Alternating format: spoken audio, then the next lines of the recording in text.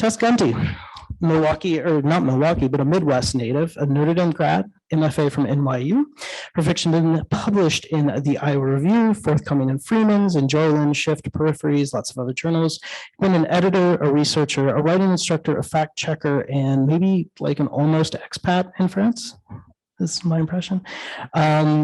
But we're here tonight to talk about The Rabbit Hutch, her debut novel. It's fantastic. It's probably my favorite novel of the year. It's not over yet, but it's got quite the running start. And we're just skimming back through it, kind of preparing for this, and it's about so many things. I think it's a coming of age novel in a lot of ways, and coming of a lot of different ages. I think it's about people adrift, disconnected with each other, but it's also about found family in some ways, finding those connections. It's about alienation, both in the Marxist sense and the like angsty teenager sense. I think celebrity, spectacle, violence, scarcity, fear, transcendence, all of these words are like buzzwords we can go with. But let me say this too, as I'm introducing this, because as I say a lot of this, like I think when I describe the novel, some folks go, that sounds a little like homework. And it's not at all. This is one of the most fun. Kay's shaking her head. She read it too. This novel is so readable. It is so much fun to read. It's funny, it's human, it's heartbreaking. And I fell in love with each and every character in the book. I want to say too, and I tell everyone this about this book, it is one of the few books I've read with a whole bunch of characters. In fact, I even have my character map here, so I don't forget any of them. And you bounce around to all these different characters, but unlike so many books where there's always a character where I'm like, yeah, I don't care about Steve, let's get back. There's not a single person where I wasn't thrilled to be getting back to their story, back to what they had to say and how they connected and talked to the other people. Yeah, I think you're going to love this book, but enough gushing from me. It's time for questions. You're not here to hear me talk. So Tess, first of all, welcome. Thank you.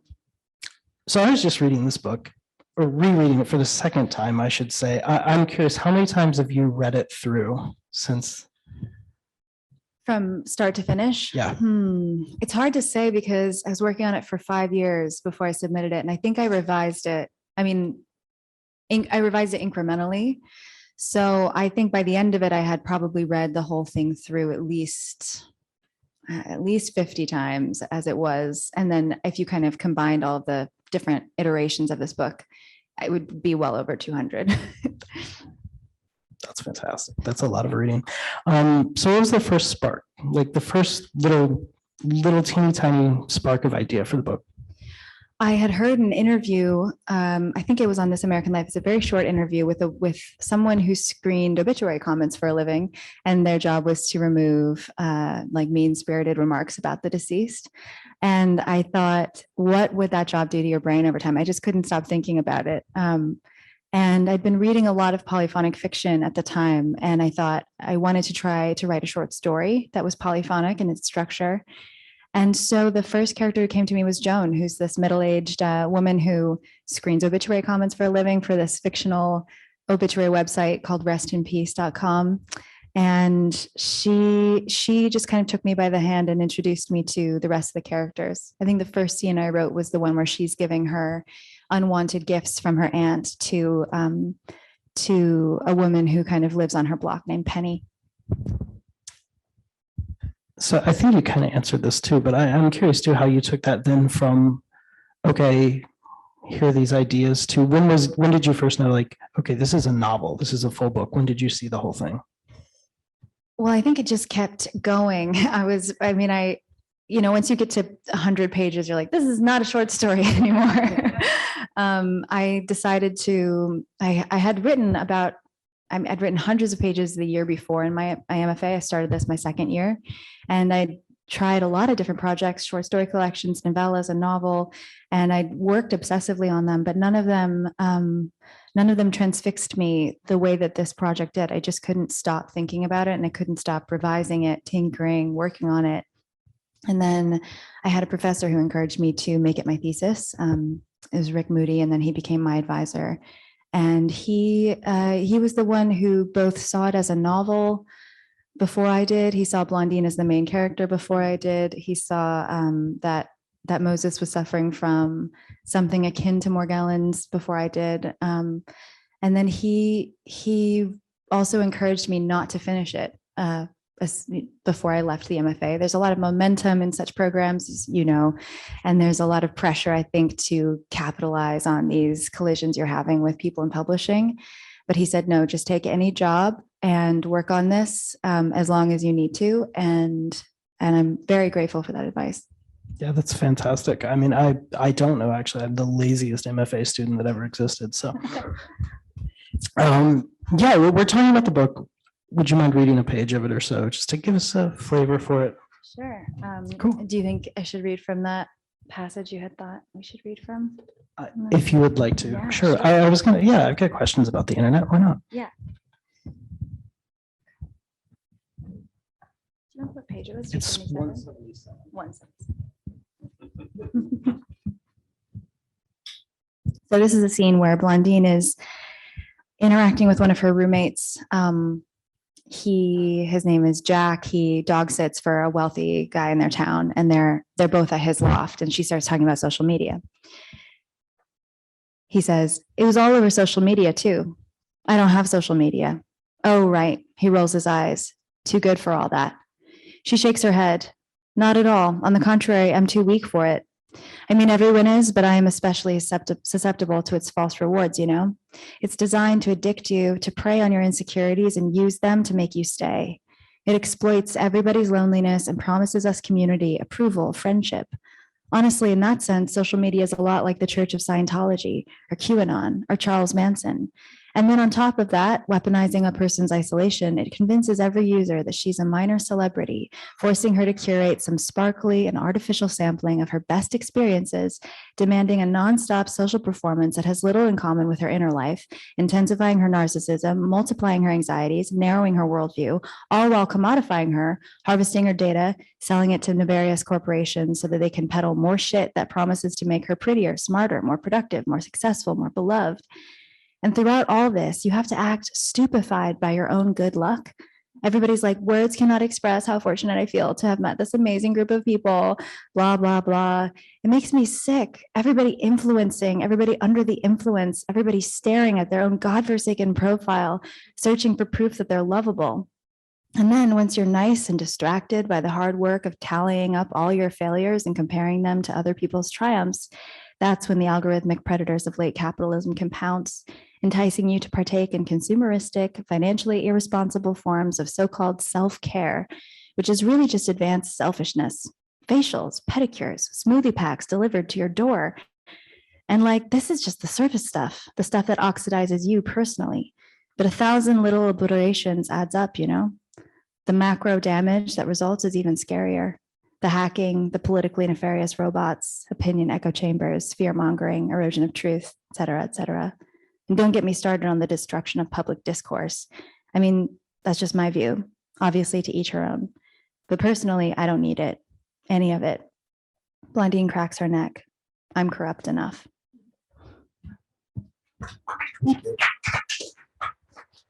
Yeah, thanks for that. I really love that passage. I guess I said no more gushing, but a little more gushing. I love it because I think it captures a lot, first of all, of Blondine. It captures a lot of her character, her fire, just her ferocious intellect, how she's looking at everything in the world all at once. And I love that about her. But I think it also captures so many themes of the book too, the consumerism, the capitalism, and the internet. And so why don't I ask you my internet question? Because the internet's awful. I think we can all agree. Like, it's terrible. And one thing, I mean, the passage in the book also feels a little bit like you're dropping into an essay, you know, in a really great way. But you do have a lot of odd niches of the internet throughout the book, right? So what, like the comment section of the obituary website. So what? Obviously, we know that, but I don't know, what other corners of the internet fascinate you? Well, comment sections are my guilty pleasure in life, I think. As soon as I look anything up, I immediately look at the comments because I think the best and worst of people are revealed there.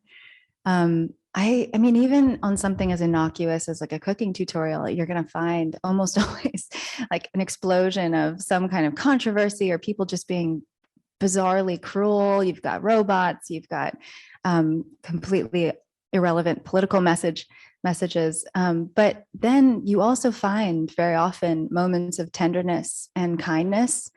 And those moments end up meaning a lot more to me and kind of move me a lot more than the cruelty does. Because I think when you're anonymous, when you're free from all the burdens of inhabiting an identity and a body and walking around the world and being responsible for your actions, you have no incentive to be kind to people, no personal selfish incentive, at least. And so when kindness is displayed, it's kind of I think this moment of transcendence. And I'm also really drawn to landscapes that contain a lot of contrast. And for me, finding moments of transcendence, moments of the otherworldly on the internet, that's the last place where you expect to find it. The internet is also this place, kind of one of the, I mean, it's often referred to as a public square, right? In a way that's probably not really true, but it does have a force of collision built into it that isn't perfect. Obviously, there are algorithms, obviously selecting what you see, but I think it is one of the last places in America, at least, where you can depend upon colliding, at least most of the time, with someone or something you wouldn't have collided with otherwise. I think that's really interesting that particularly those moments of transcendence or kindness, the direction you're coming at it, because I think often of the internet as beyond the wash of garbage. There are the moments of confession. There's the confession booth aspect of it. I'm anonymous and I can say these truths, but then too, to see the reaction to that. Yeah. What a fascinating moment. So let's talk about the characters a little bit, because throughout the book, these characters are making spectacles of themselves. Absurd, they're violent at times. I don't think I'm giving too much away here. I'm not going to spoil anything, but there's a character who kind of is I hesitate to use the word eco-terrorism because I'm kind of on her side. But a protest with fake blood and voodoo dolls at a society. It doesn't hurt anyone. That's true. That's true. A great point. But at a high society dinner, there's a man who paints himself glow in the dark to intrude on people in the nude in the middle of the night. And I think you use a lot of these to build some both hilarious but also really tragic scenes. So you had to have fun writing some of this, right? It's true. I mean, I think one advantage of sort of writing hundreds of pages that you've shelved is that you then don't assume that anything you write will be published. And so as I wrote this, even as I was encouraged to write this, I felt very free from any kind of market force or trends. And so I was mostly trying to write something that was, that I wanted to write, something that was entertaining to me, something that was surprising to me. And a lot of these characters came to me with their most eccentric quality. I think we discussed this before, and kind of nothing else. And so the only thing I knew about that man was that he painted his body in the liquid of broken glow sticks and punished his enemies. And I thought, who's that guy? What is he doing? And so the work was to make these kinds of punchlines that were missing their jokes, make them believable, inevitable behaviors. And then also the humor, I think, arises kind of naturally when I think Joy Williams does this really well. When you're simply paying attention to the absurdities of everyday life, humor will simply be generated on its own. So I don't think humor is something that you can ever intentionally generate. You can't reduce it to a formula. You can't plug it into an equation. But if you're attending to absurdities, it will arise. It's interesting that yes, you're gravitating toward the absurd and then almost working backwards. Because as I'm reading, as a reader, I'm wondering, so why is this their mode of reaction to the world around them? Is it just, of course, we're human, and when you press us in weird ways, we do weird things. But is it just that, or why for you? Is this their mode of interacting with the world? It's a question that I think about a lot now. especially now that the book is being labeled weird fiction, which I didn't know that was a genre, but here we are. I hope I didn't contribute to that. But I think, I think desperation drives people to strange behaviors. I think I also see when people give in to their peculiarities, I see in that also an act of hope and almost rebellion against these normalizing forces. And I also think like you get to know someone the best when you kind of start with their idiosyncrasies, the things that not just are, you don't learn a lot about someone by observing the way that they've conformed to the trends of their demographic or whatever, but you learn a lot about the suburban dad who kind of fits a certain profile, who's obsessed with singing competitions or whatever, like online. That is the kind of portal into that person's individuality that I'm always interested in when I meet people. And so I think with my characters, I try to start with the exceptions to the rule rather than the rule. That's a great place to start. Another thing about the book, not so much the characters, but the physicality of the book throughout the Rabbit Hutch apartment building. I'm particularly the parking lot of the little mini mart that's nearby, and the park in the valley that plays a big role, the developers of Conto. Can you just talk to us about how you see and you think about the physical space in the novel? Because I thought it was really remarkable how you inhabited it.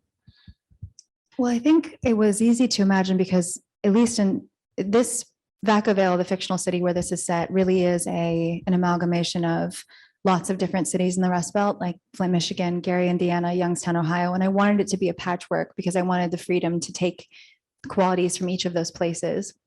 But I grew up in South Bend, Indiana, which is another post-industrial city. And part of this book was an experiment to imagine what would South Bend have been like if the University of Notre Dame hadn't already been there to absorb some of the economic shock of Studebaker automobiles closing in the 60s. Studebaker used to be the major employer of the town. It was once the largest car manufacturing facility in America. And it existed for about 100 years and then abruptly shut down. And so a lot of people were left behind. And so I felt free to model the physical space off of South Bend while taking qualities from other places as well. And I suppose one thing that always struck me in South Bend, and this is one reason it isn't set in just South Bend, is that there are lots of different lives that are available to you there. And this is just one portrait of one place. But there's an atmosphere of emptiness that I think kind of pervades the space. You feel that beauty, that this place has been utterly divested of beauty because beauty has no utilitarian value. And when an economy is hit, that's the first thing to go. And so a lot of the architecture, the urban design, it's all developed in this kind of disposable, essentially, how can I spend the least amount of money from a developer's point of view and make a profit? And so what that does to a landscape is it forces you to find beauty in the sublime and sort of in the contrast, in the devastation. And so when I think about my town, especially, I think about these monocrops of corn and these wastelands of factories, these long drives where all you would see for a long time is just strip mall after strip mall, kind of iterations of the same stores.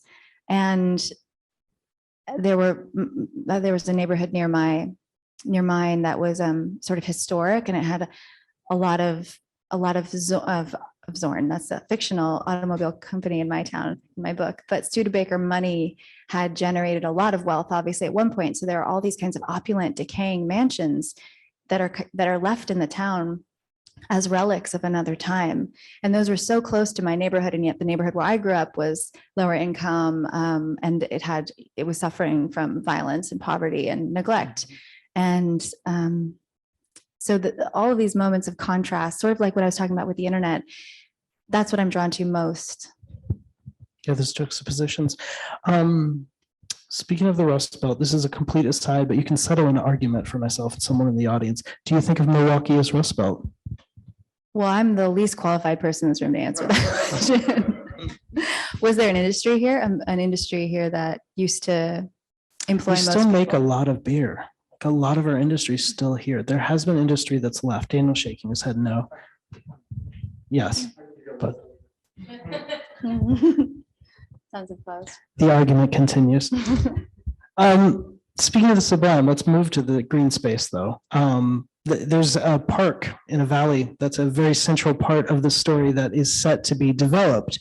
And when I read this and everything, I'm picturing those god awful multi-facade, super cheap buildings where it's terrible condos, and then the first floor is just really dorky breweries with garage doors.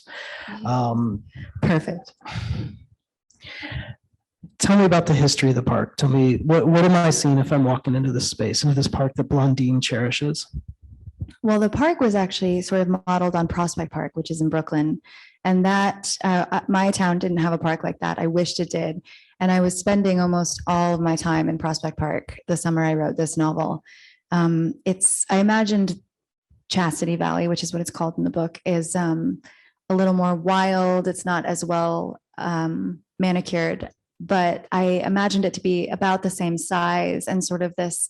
A lot of parks actually across America were designed during the 1918 flu pandemic to provide people with outdoor space when they couldn't be indoors. And so I imagined this park was designed for that purpose as well, in a time when this was a prosperous era of Vacaville's history. And so lots of the former glory of the park has also been kind of overtaken by nature. There's a merry-go-round that's described as being covered in vines, and there's a part of the park that used to be a place where people could kind of secretly meet up for socially condemned sex that they couldn't have safely anywhere else. And that part of the park has now also been kind of destroyed. There was recently a flood you learn about that's modeled on two floods that happened in my hometown back to back. It was like a 500-year flood and a 1,000-year flood that happened within a year. And so that's destroyed a lot of the green space. But one aspect of the park that was important to me was that it was truly a place where you could get lost. It was a place where you could walk for hours and never hear a car. And it was because of this, it's this site of extreme hope and I think respite for Blondine. My main character's never really had a home. This is her only home that she's known. Yeah, and it's interesting too, because that park's been a respite for outsiders for a long time, for sure. So let's move on. The three C's of the book are kind of Catholicism, capitalism, and celebrity. Which category would you prefer? Oh, I like this. This is like a game show. Celebrity, please. Sure. Do you want to be famous? No. I think that fame seems abusive. I really don't. Maybe as a child, I had, lofty ideals of what it would be like. But now it just seems like hell. Absolutely fair. No, staying on the subject though. Elsie Bates, character in the book who spends the vast majority of it dead. But childhood star, she wrote her own obituary, mostly ignored her son in favor of spending vast amounts of money and resources on the pygmy three-toed sloths. I'm fascinated by her and her experience of celebrity, actually, because it seems the way you describe her and the way we deal with her, she's drawn further and further into herself by this experience of adoration and of everyone looking at her. But at the same, further into herself and ignores her son, ignores most people who she's supposed to care about. But at the same time, she's dedicated so much time, life, resources to protecting a very small, endangered group of animals in a very small space on one single island, which in its way is an extension of her ego, of course. And it's a drop in the bucket, but she's doing something. She's trying. She's complex. So maybe could you talk about her a little bit and just expand on her philosophy of existing? Well, I think the book was kind of forcing me to think about American mythologies and American pathologies. And while almost all of the characters live in Vacaville, Indiana, mostly in this one building, it also made me think about the kinds of forces that manufacture not just American products, but American dreams. And I think Hollywood is one of those places that is clearly kind of feeding narratives to the rest of the country that are almost always unattainable and are they're comforting because they're pure escape. But then I was interested, like what would be the characters in my novel, most of them, and the landscape of Vacaville, they're really suffering from the extraction economy. But I thought, what would it look like for someone to be rewarded by the extraction economy, but also suffer from it? And that's how I started thinking about Elsie. She was someone who, she was famous from childhood onward. She was famous in the 50s and 60s at a time when, you know, Hollywood was really, really sexist. Not that it's much better now, but it was pretty unmitigated, I think, back then. And you get a little overview of her experiences as she was growing up in that industry. And I think it's safe to say that she didn't feel protected. I think that she, even though she was receiving all of this kind of attention, I think at one point it's described as the wrong kind of light and kind of gave her melanoma of the spirit. And I think I mean, I think if you kind of examine anyone who spent a long time in the limelight, it's almost unheard of for that person to emerge healthy and, you know, with a healthy sense of self. You're constantly refracted. It's like living in a hall of mirrors. And so I also really sympathize with her, even though she's a narcissist, she's a terrible mother. She doesn't really have any close relationships with any human beings. But then when I was thinking about how obsessed she was with these sloths, I think I believe her. I don't think it's actually performative the way that her son accuses her of. I think for her, in a way, it's like she could never really protect herself. She could never really protect her son from herself. But she feels that she can throw money at this sloth preservation and maybe protect these little guys on this little island. And in a way, Blondine's attitude toward the valley is similar. I think she fights for the valley. She fights to protect the valley in part so fiercely because she could never protect herself. Mm-hmm. Mm-hmm. I'm going to move on to capitalism because it seems the next right move, particularly talking about the extraction. But in a funny way, because there's a really moving scene where Todd, one of the boys who lives with Blondine, is watching old commercials for the town from like I'm gonna forget. It's like the local tourism board, and it seems like these low budget come to Vacaville commercials, right? Come visit us, as I recall them. And Todd's sitting there and he's weeping over these. This sense of home, I think, but I think it's a lot that I don't know. I saw it and I was very interested. I connected with this scene. Being from West Virginia, I see coal company commercials and I will see, you know, we're powering America, we're powering your home. And I see the mountains that I haven't been to in a while. I get all teary and then I'm like, wait a minute, this corporation is outright, blatantly evil, right? What do you think of commercials? I mean, what do you think of that tension? Well, I mean, I had a similar experience when I was in high school. There were a lot of commercials for the Pure Michigan campaign. I don't know if you guys got them too, but they'd come on a lot when I was working at this bakery in high school. That we would play the radio and they'd come on the radio and they got Tim Allen to voice them. He's not from Michigan, but he was this voice of this like a sort of vision of the Midwest as this realm of ultimate purity and wholesome family connection and these kinds of transcendent outdoor experiences. And they put the sentimental piano music over it. And sometimes if I was in the right mood, I would feel so moved by these commercials. I would feel moved to tears. My town was on the border of Michigan, so it felt like an extension. And yet I also thought they're very good at engineering this kind of emotion, just like a movie score. They can engineer emotions very easily. And so even though it's manipulative, I find when you're moved by something that you know to be manipulative or that you know to be like, I feel very moved often by like salespeople who are like, Tess, I want you to have a really good mattress because you deserve a good night's sleep. And I'm like, thank you so much. I feel really moved by that. And then so you kind of, it's just like I was describing with those moments of conscious on the internet where they end up meaning more because you know that they are insincere. And so, or they, at least they don't mean more, but they strike you more. Your response to them strikes you more because it's so irrational. And for Todd is a teenage boy who's just aged out of the foster system in his city. You don't know much about his life before we meet him, but you kind of get the sense that he didn't have an easy time. He doesn't have a lot of friends. He never had any family that he was close to. And so for him, being the theme of this campaign, the revitalization campaign in Vacaville is Vacaville, welcome home. And I think for him, perhaps that's the phrase that kind of, the sentiment that moves him the most.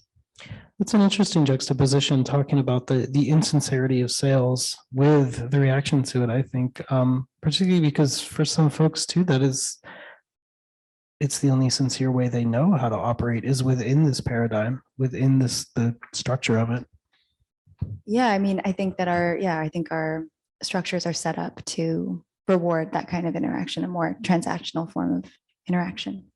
Absolutely. Speaking of transactional and stuck in structures, Blondine, back to her, she feels, I think one of the fantastic central tensions of the book is she feels commodified to the point that, at least the way I've told people about it, it seems she sees literal transcendence as the only way, like transcendence from her body is the only way to escape being a part of the economic system. Do you think she's right? Well, I think as a young woman, she is the target of not just these kinds of economic brutalities, but also sexual aggression from people she knows, from people she doesn't know. And I think that kind of attention over time, when it's lacquered on a person over and over and over again, it's fragmenting. It's kind of a fragmenting. It actually has a similar, I think, effect as too much time in the limelight might have on a person, where it just makes you feel horribly visible and fully unseen. And so her disgust, I think, with her body is problematic. It's not something that I would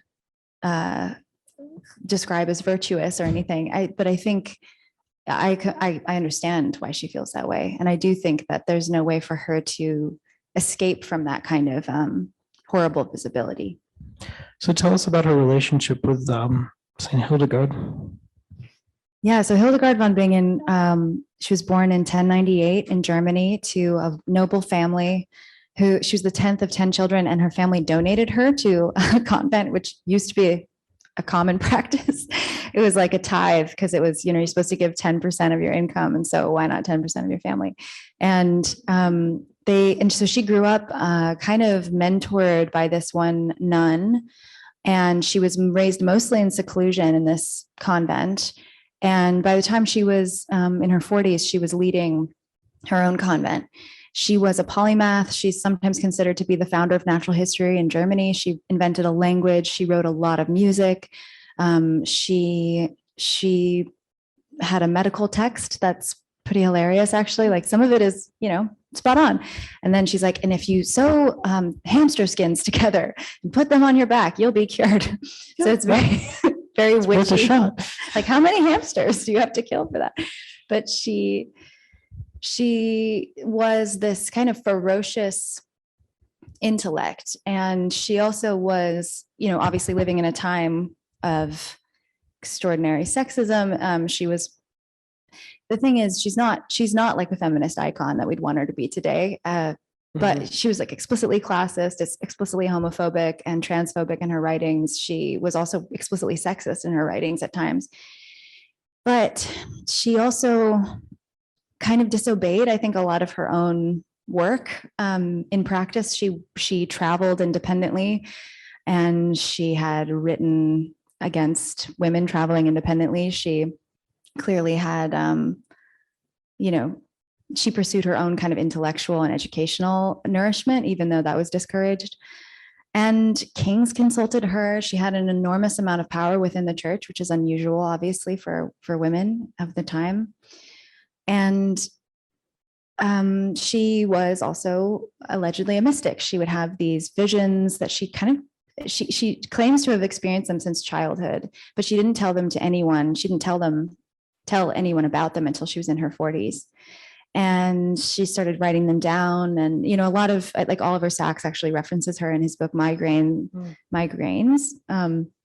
And he says that he thinks that what she was experiencing was a form of a migraine. She does describe auras around people and things like that. So my character Blondine becomes obsessed with her. She's kind of the heroine of this novel.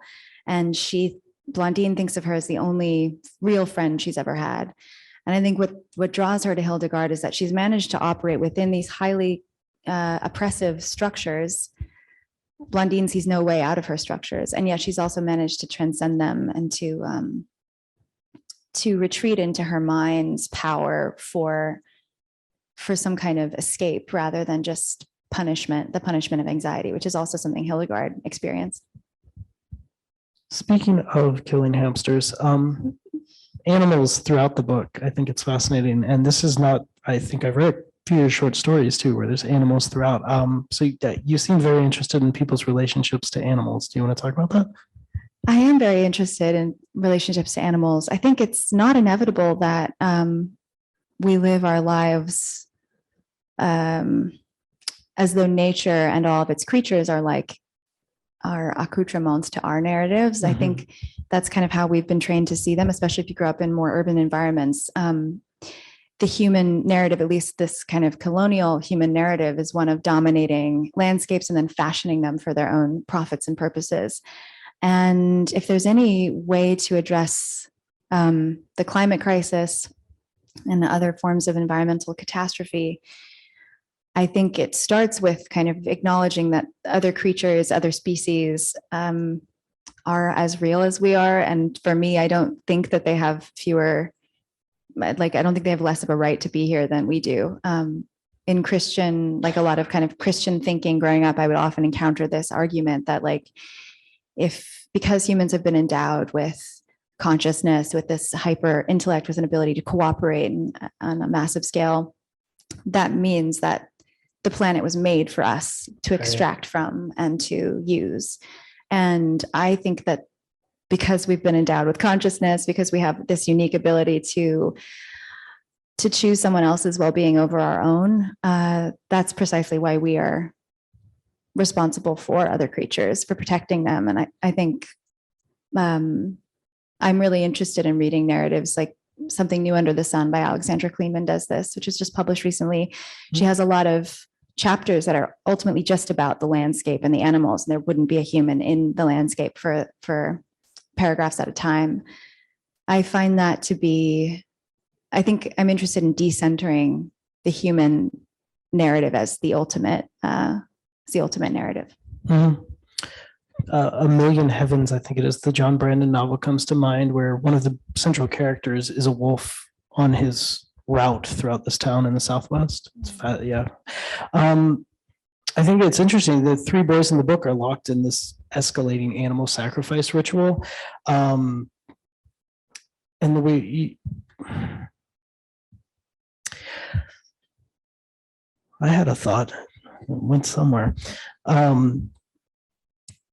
The way it almost returns them to a different part of their larger place in the animal kingdom is really interesting. I'm interested, do you see this ritual they're performing as them reverting to a more animal self, becoming something worse? Well, I love that reading of it. I think in all of the characters, I was interested in examining how a lack of access to real influence and power creates a hunger for it. And then people will kind of exercise that power whenever they have the chance. And so every character is doing this in one way or another. And the boys, I think that they've felt that they've had little, rightfully so, that they've had little power over their own lives. They haven't been granted access to resources or opportunities that those around them have. And I also was really interested in using this kind of escalating dominance of animals, small animals, as a way to explore the socialization of masculinity in America, and especially in environments that don't make any room for like men to express affection toward each other. I think that a lot of violence toward women, at least kind of performative, I guess this is something I observed with street harassment. Often it was done sort of in groups of men to impress fellow men, not really to get the attention of the woman. And so I wanted to examine how their obsession with Blondine is also sublimated kind of obsession and devotion to each other that they can't really express except through domination, and there's nothing inevitable about that. It's just the way that they were socialized. They weren't given another option. Yeah. Speaking of socialization of relationships, I think it's fascinating that these central characters are orphans. They don't have parents, because you seem throughout the rest of the book really interested in the parent-child relationship. I think one of the ones I love the most is Hope, the woman she's a mother who can't look her child in the eyes, her newborn child. But at the same time, I love her relationship with her mother, who's a boomer in Florida, who is sending her photos, who won't engage with the child, but is sending her photos of her pet iguana in costumes. What is it about that age that's just so ridiculous, or that relationship? I confess that I was a bit blind to this obsession in my own novel until people started pointing it out to me after it was published. The parent-child relationship, I really didn't notice that I kept being drawn to that. I mean, I did know that I made every character, not just those who grew up in the foster system, but every character you meet, by the time you meet them, they have been essentially orphaned, like either their parents have passed away, or they've moved away, or they've had a disrupted relationship. And that was important to me because the economy of this town was orphaned. And I think when an industry leaves, it's not just orphaning the economy, it's orphaning town identity, a sense of purpose. And so in terms of parent-child relationships, maybe one thing that interests me is the way that for Hope, for example, I think is someone who kind of, with her newborn, she is almost feeling guilty about bringing a new life into the world. It's never really explicitly stated, but that's kind of how I understood her. And I know this is a consideration that a lot of people in my generation are now having to kind of think through, like, what does it mean to bring a new life into a world of climate change, especially. And for Hope, that manifests by a kind of inability to, look her baby in the eyes. And I do think that the book is kind of asking, what do we owe each other across generations? What do we owe each other? What do we owe our neighbors? What do we owe total strangers? And what do we owe the people that we kind of happen to be close to, which is our family? Through no choice of our own, we're thrown together with these people in one of the most intimate relationships that you'll ever know, whether or not it's good or bad. And so I think that question is at the center of the parent-child relationships. What do we owe each other? I do want to open it up to questions. I have one more question for you, though. I'm always interested, especially with this many characters in the book. We know, of course, with all the authors, that every character is you, and no, of course, none of these characters are you. They're fictional creations. We know this, but I'm curious, as you reread it, as you looked through the characters, were there any pieces of yourself you found jumping out that kind of surprised you in any of the characters?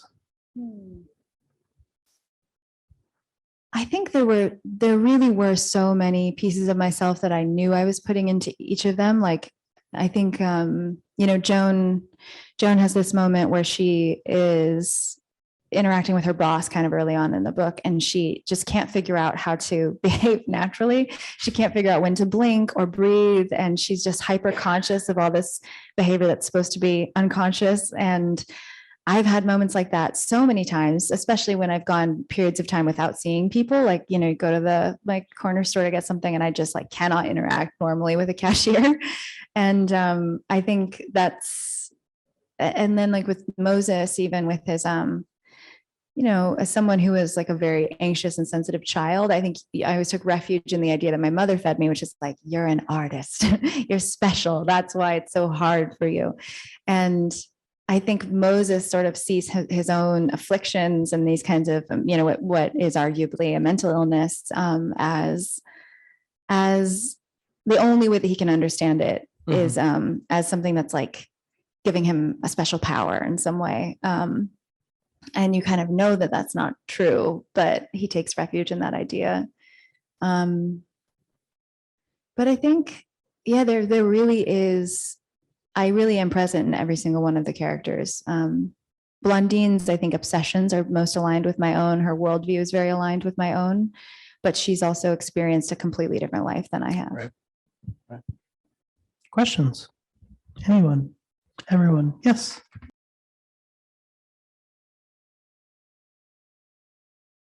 Yes, I actually didn't have much say over the cover. Linda Huang designed it.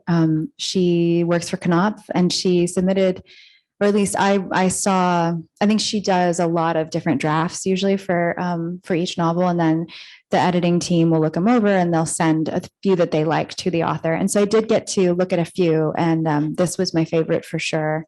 They really wanted something that was quite magnetic and bright, and the image on the front, the arrow through the heart, is sort of an image that is evoked in the very beginning of the novel and at the very end of the novel, which is this phenomenon that female Christian mystics, Catholic mystics describe, called the transverberation of the heart. It means, I think it comes from transverbere, which is Latin for to pierce. And they describe, many of these accounts describe an angel appearing and literally piercing their hearts with some kind of white hot love, and it hurts. The agony is sweet and kind of both pleasure and pain at the same time. And so I think that's the image that they were evoking. It could be also a rabbit heart, I suppose. Yeah.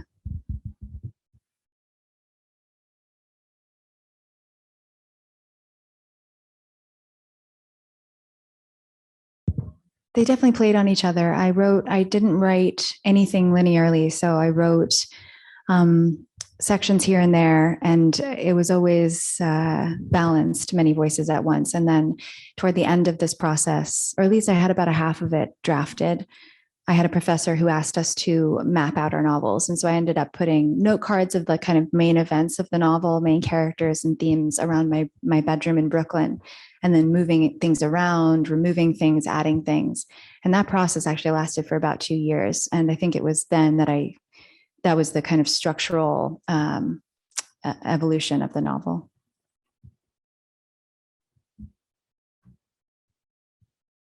Other questions? Or I have one. I have an art question. Speaking of art, there's a chapter of drawings, and I know in the book they're drawn by one of the characters, although your brother did them, right? That's right, yeah. I love them, but the obvious question, why draw a chapter?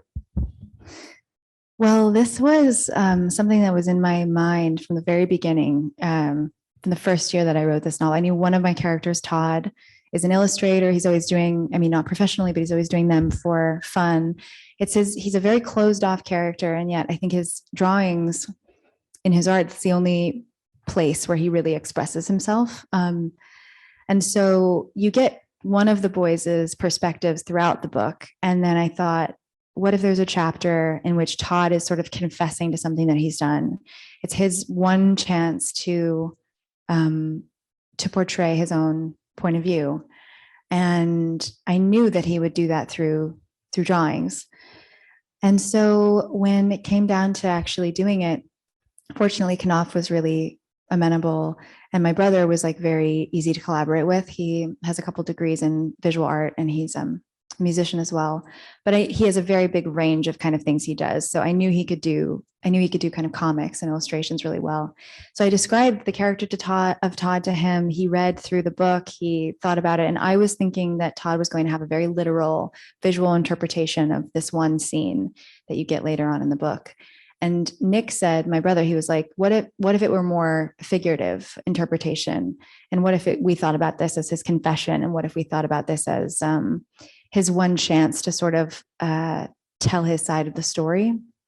And so he put a lot of emphasis on the sort of forces that were making Todd act the way that he does in this moment. And we went through many rounds of revisions. And then eventually, the drawings were, but I think it kind of it related to my interest in using digital forms as well. I think, there are lots of different narratives and textures available. And I guess I'm kind of omnivorous. I like them all. Including the comment section emoji. Yeah, totally. There are emojis, yes. Totally. Yeah.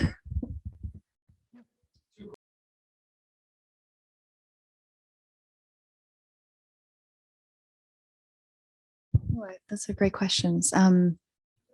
For writer's block, it's almost always reading for me that gets me out of it. I kind of accept that maybe this week is not going to be productive, and I turn to reading, and I just try to read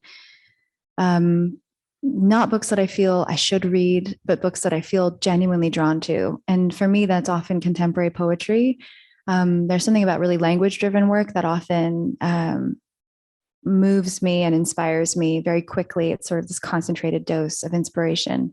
But sometimes it's like a really plot-driven mystery novel, or a weird biography, or any number of things. So I think accepting first that you don't have to be productive every day, and that also there's kind of low visibility output, which is for me reading and researching.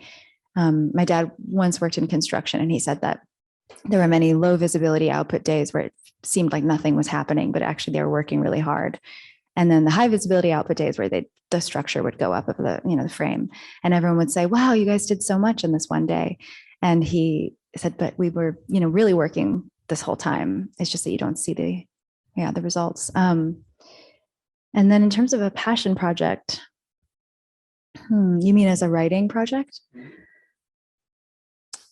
I've always wanted to write a nonfiction book in which, this was a kind of idea that I've had since high school, and I don't actually think I'm qualified to do it yet, but I'd like to work my way there, which is to interview people who are on death row and to kind of create portraits of their lives, not from the perspective of the crime, but from the perspective of maybe the beginning of their life, and taking into account all of the forces that sort of were acting upon them throughout their lives. And so, that's been something that I've been wanting to train to do well for a long time, but who knows if I'll get there.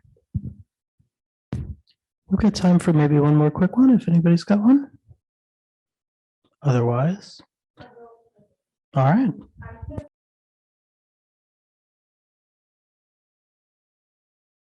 Yes, I have a second novel that's actually due in February, so I have to be working on it now.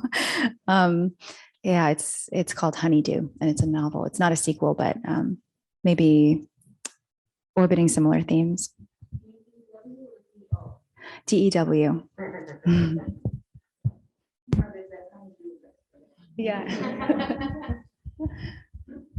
So honeydew, like the uninvited fruit salad guest. Do you hate honeydew? I have nothing against honeydew, but I've never gone out of my way for honeydew. This book isn't for you. Are you a big honeydew fan?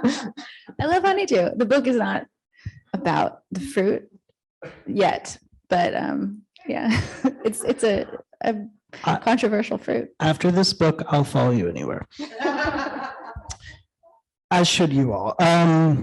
Thank you all so much for being here. Tess, thank you so much. This has been wonderful for sitting and chatting with me.